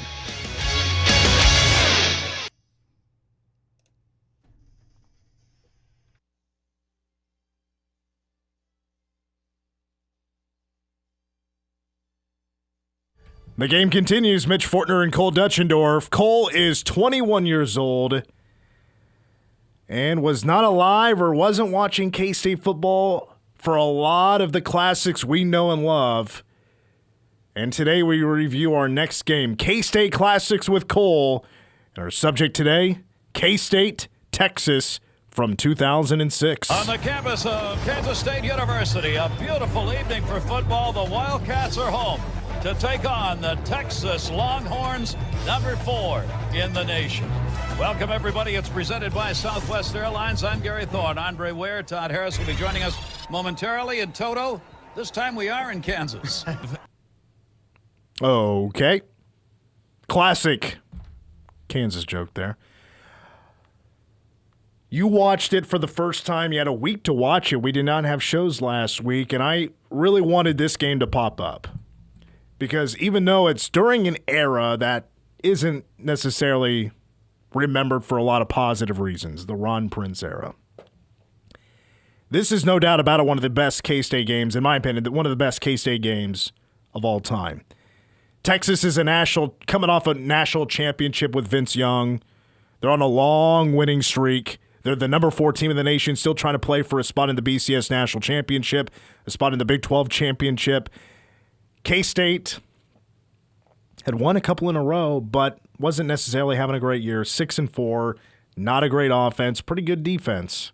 But the offense finally started to get going a little bit with Josh Freeman at quarterback, the true freshman. So I'll let you take it away. We'll jump back to 2006 and talk Cats and Longhorns. Yeah, it was a heck of a game. I mean, I think this is probably my favorite game that I've watched so far. I think, honestly, all 3 of the 2000s games I've watched so far, it was, let's think. It was K-State USC at Manhattan, and then the K-State Nebraska in 2000. Probably those 3 would be my top 3 favorites that I've watched so far, and this one definitely within that top 3. This was a crazy week in college football, even before number 4 Texas lost, because number 3 Louisville had lost earlier that week. Number 6 Auburn lost on that Saturday, and number 8 Cal lost. So a lot of movement within that top 10.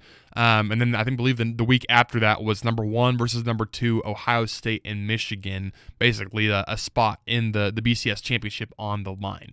You mentioned this a little bit earlier in the show. Coming into this game, it was 21 straight wins for Texas in the Big 12, 17 straight road wins regardless of opponent, and 12 straight road wins against the Big 12. So this is a team that was on fire, won the national championship the previous season with Vince Young on the iconic game winner against USC. So this is, they're about as big of a deal as you can get in college football at the time. Texas's O-line was massive. That was my first takeaway. They showed the graphic early in the game. The average size of a Texas O-lineman was 6'5", 313. The average size of a K-State D-lineman was 6'2", 277. So there was a little bit of size to spare on the O-line for Texas. And one quick thing, as this game kicked off, K-State was a dog by 17.5 points. Wow, really? It was that bad? It's not shocking. I mean, given kind of where these two teams were at. By the way, two freshmen, by the way, at quarterback. Josh Freeman, then he had Colt McCoy. Two eventual first-round picks, two really good quarterbacks. So dealing out in this game, both would be injured at one point or another in this one.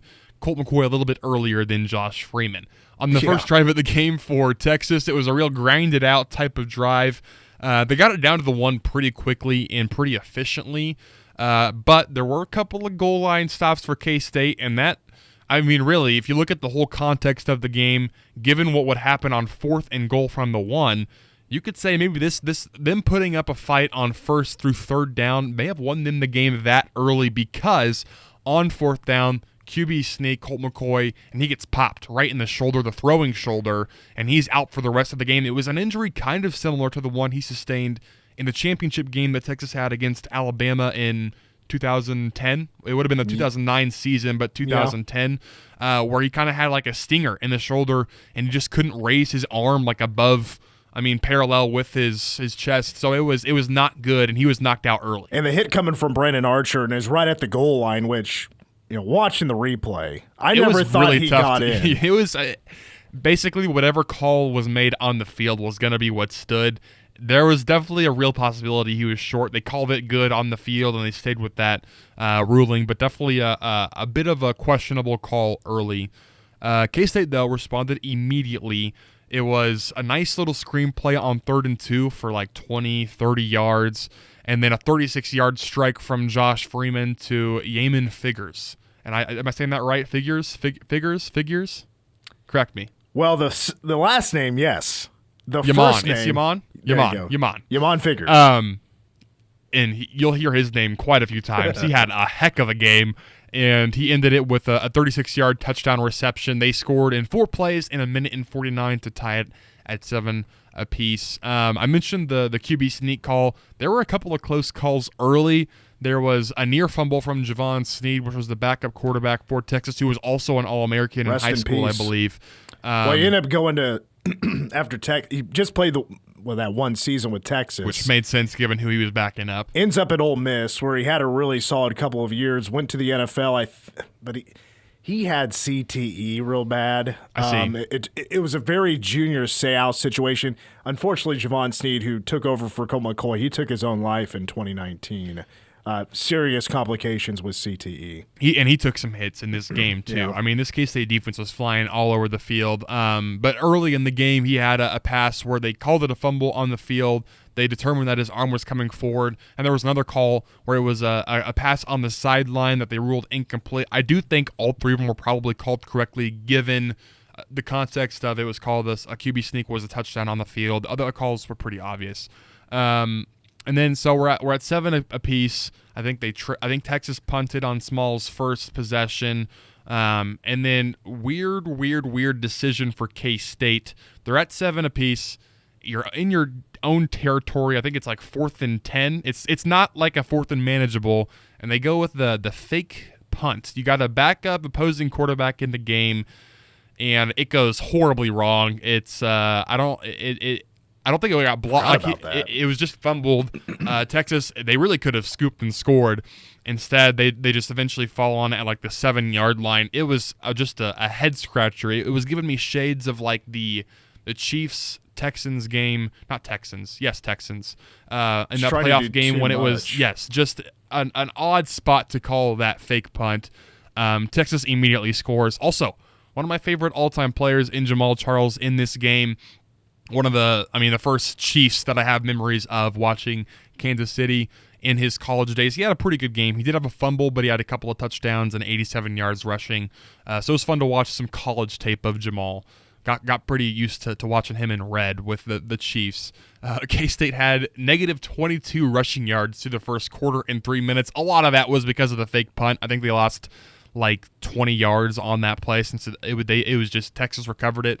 But not the prettiest line on the scoreboard. K-State could not run the ball in this game. And Texas had a really good D-line, one of the best defensive lines in the country, and one of the best at stopping the run. In K-State, this was, you get along with the negative 22 rushing yards. They were 115th out of 117 schools in time of possession. They were a pass-first team, and there was no doubt about it. That's kind of what they wanted to do. It's like the anti-Snyder, basically. They were trying to score pretty quickly and scoring through the air as opposed to the grinded-out Snyder that I've become accustomed to expecting for these K-State games. James Johnson, he was really good out of the backfield in this game, mainly as a receiver, but he had a couple of nice runs as well. He scored on a screen pass in that second quarter. It was one step and he was gone. It was a great game plan too, I think, from K-State, knowing that they weren't going to have a ton of success on the ground. They really were airing it out. They were bringing out all the stops against this Texas team. We'll talk about some stops that they pulled out later in the second half. And I thought Josh Freeman was extremely composed outside of a couple of plays, given that is a true freshman playing against a top 4 team in the nation. It's Texas, a reigning national champion. I thought he played a pretty clean game overall. There was one pretty bad pass on the second drive of the game that should have been a pick six, and there was the interception later. That was not a good pass or decision, but other than that, he played a really good game and really didn't let himself get rattled at all. So we're at 14-14 with about 8 minutes left in the second quarter after the long screen touchdown from for Johnson from Freeman. And then on the very next drive, a touchdown-saving play from Joshua Moore. It was an all-out zero blitz, and it was a pass over the top. I assumed to Swede, I believe, was Texas's best wide receiver at the time. And Moore lays out, bats it down, third down. Remember that play? It was, a touchdown-saving play through and through. There was no safety back. Again, Figures was tough. He was really nice. He had a great punt return in that second quarter. Should have housed it, but the punter got the angle on him and tripped him up, or at least allowed him to be tackled from behind. Immediately, a rushing touchdown from Leon Patton to make it a 21-14 game. I wrote down Bob Huggins sighting. There was a Bob Huggins on the sideline. He had just coached his first game for K-State against St. Mary's, 70-60 the victory for K-State. It might have been. You mean William and Mary? William and Mary. Knew there was a Mary in there somewhere. So they gave him a quick interview on the sideline. That was interesting to see him in some purple, looking dapper on the sideline. I'll say that. I mentioned this earlier. State took some hits from this K-State defense. They were legitimately headhunting, not like at his head, but they were tracking. It was heat-seeking missiles all over the field. I feel like I've said this for every single game I've watched. The entire front seven was just nasty. There was a lot of guys up there that were consistently trying to track him down throughout this game. Wrote down, this is another Justin McKinney, a nice play to break up a pass in that second quarter. There was some pretty good defensive back play in this game for K-State. So this is to start the second half. Still K-State up 21-14. Another special teams gaffe on the punting game. Texas blocked punt, and they said it was a Mitchell who blocked. I think there was two Mitchells. I think they were twins, or at least brothers. He had like 8 blocked punts in his career, which is just absurd. The second most of all time, and he picked one up in this game. And immediately Texas scores off of the blocked punt. So tied up at 21-21. I used to be a big hater of Texas's uniforms, and I still don't love burnt orange, but they're all whites. All whites. I do enjoy an all white, and I think Texas's, with even as little as I like, orange is probably my least favorite color, but the burnt orange with the all white, it does work pretty well, and those have grown on me over the last couple of years. It's one of the best uniforms of all time. Yeah, it's really clean. Still don't love the all burnt orange look, but I love their all whites. They're super clean.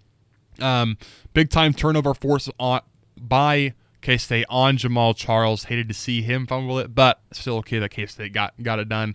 Stopped the drive that would have had a lot of momentum for Texas. They were driving it down the field they were getting close to the red zone, and then they punched it out, and I believe it was Ian Campbell who fell on it. Yeah. We'll hear his name because he recovered another fumble on the next drive. This third quarter was everything for K-State. Oh, again, we're reviewing, it's K-State Classics with Cole, the 2006 Texas game where K-State won at home against number 4.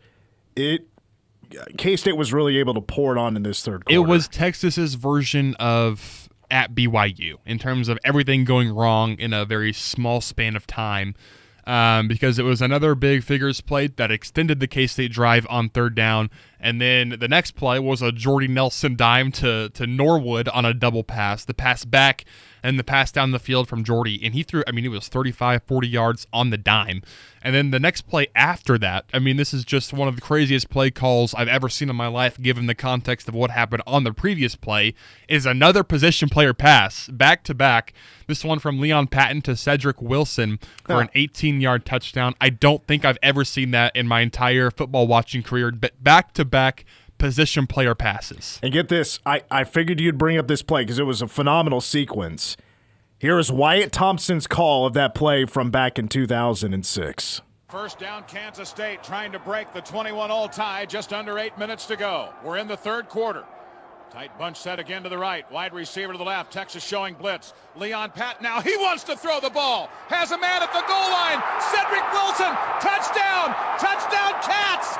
Kansas State in front of the game with a touchdown pass from Leon Patton. How about that? 27-21 K-State.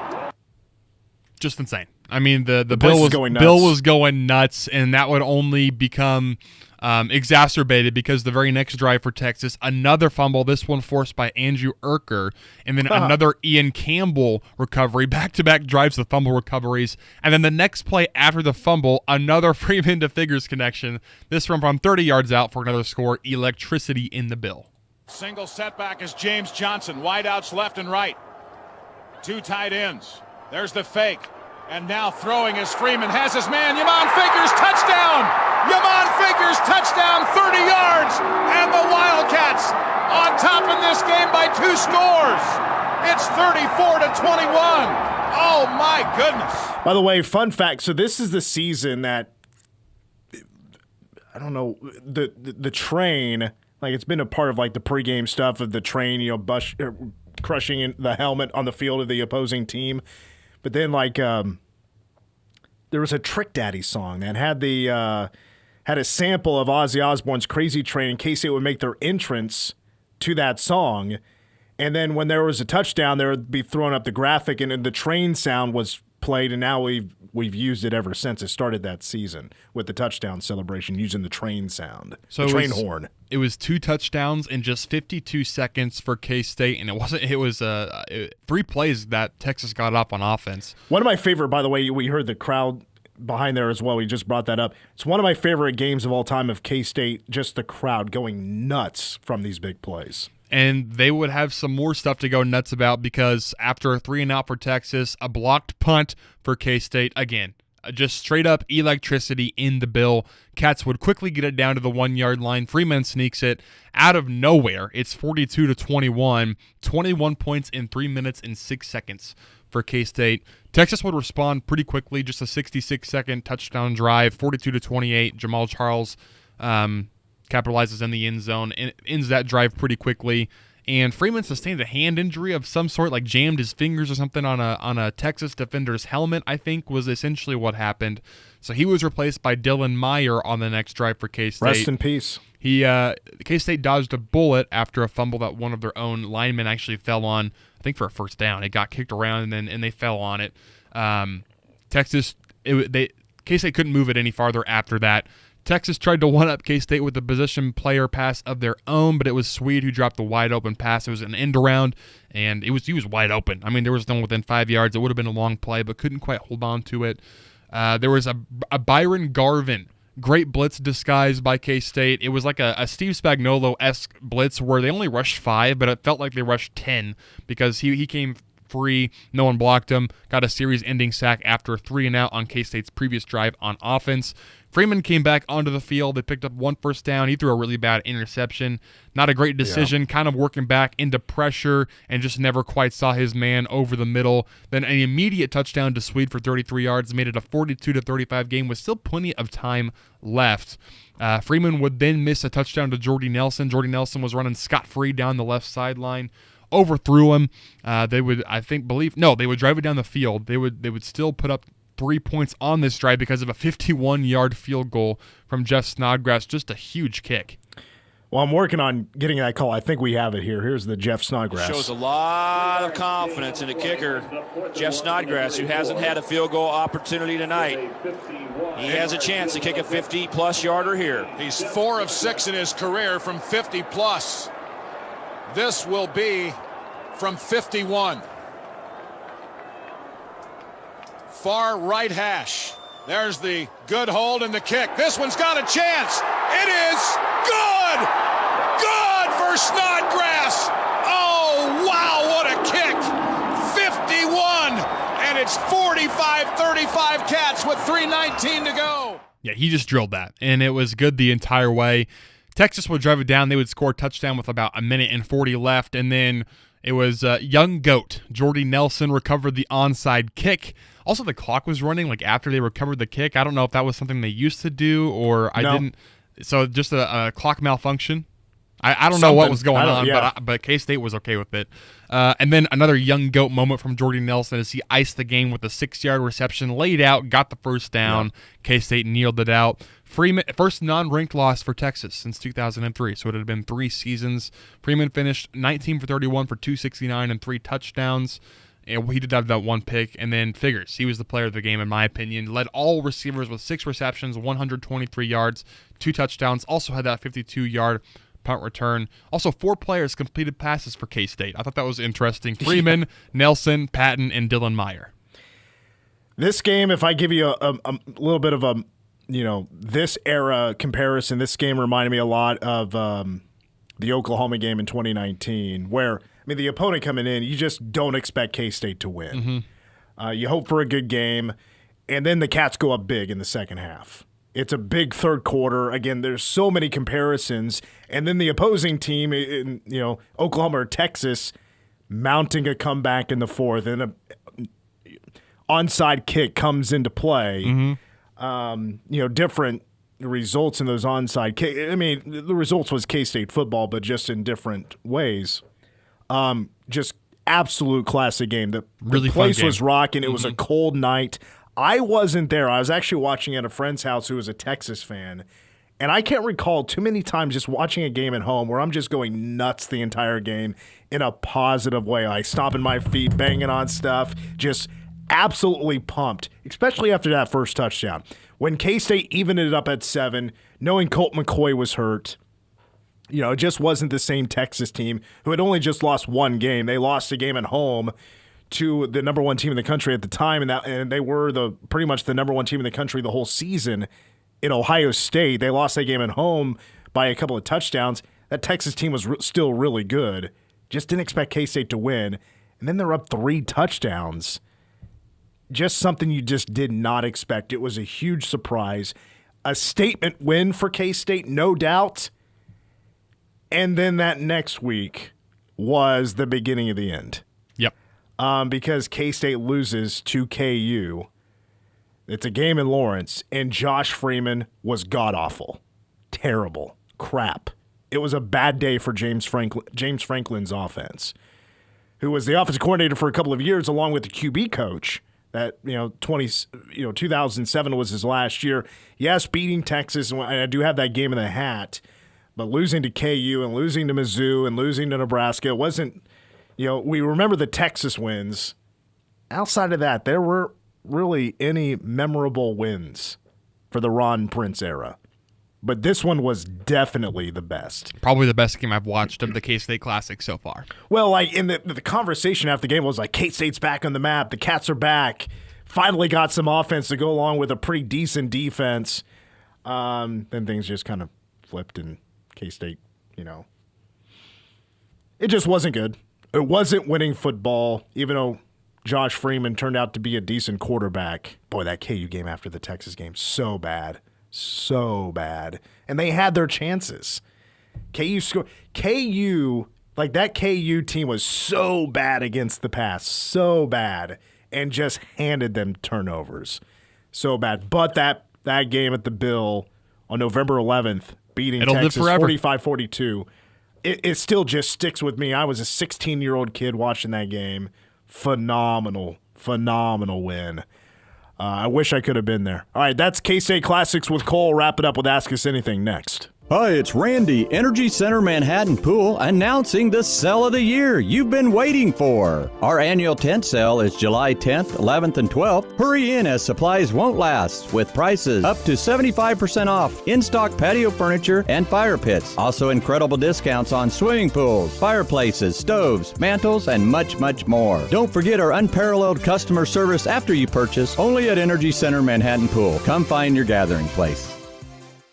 The Native community is big for me. Makes me feel good to pass on our Rapo traditions. My kids love going up to the Sundance. I like to tell people the Sundance is about family. It's about the tribe. It's not just about the dancer. It's kind of like life. As a Sundancer, I'm just one spoke in the wheel. I need my family there. I need my role models. I need my people there, especially my children. You know, coming in that door, my family is ready to see me and they believe in me. Before, I'd never seen that from my people. But now when I walk in that door and I see those smiling faces and they're happy to see me, that's special. With my 4 kids, all I ask for them in Arapaho ways is health and happiness. Nothing more, nothing less. Never stop being a dad. That's dedication. Find out more at fatherhood.gov. Brought to you by the U.S. Department of Health and Human Services and the Ad Council. All right, this one is a question that I saw on social media, sparked by Joey Chestnut. The question is, who would win? This is between Joey Chestnut and Usain Bolt. So we're talking 100 meters and a hot dog consumed. Who's finishing first? Is it going to be Joey or is it going to be Usain? What did Usain Bolt run? Like a 9.6? 9.68, something like that. I'm taking Chestnut. I am too. I mean, if he's on average eating a hot dog throughout the entire 10 minutes of the hot dog eating contest, like 9 seconds.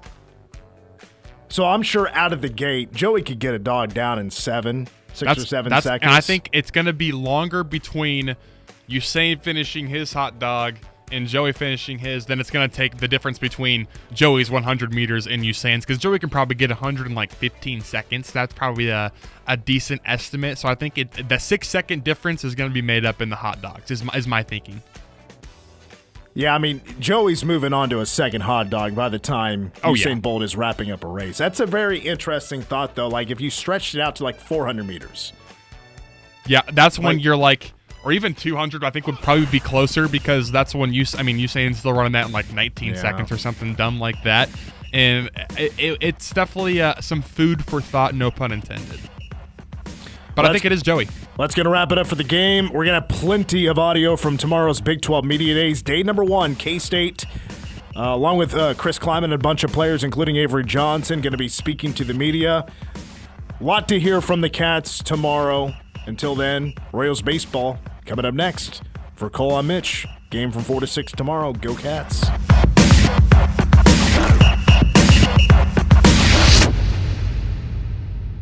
Qdoba brings more heat and flavor to summer with their chef-crafted habanero lime steak. It's perfect for those who love a little extra heat. Take your bowl or burrito up a notch with their tender grilled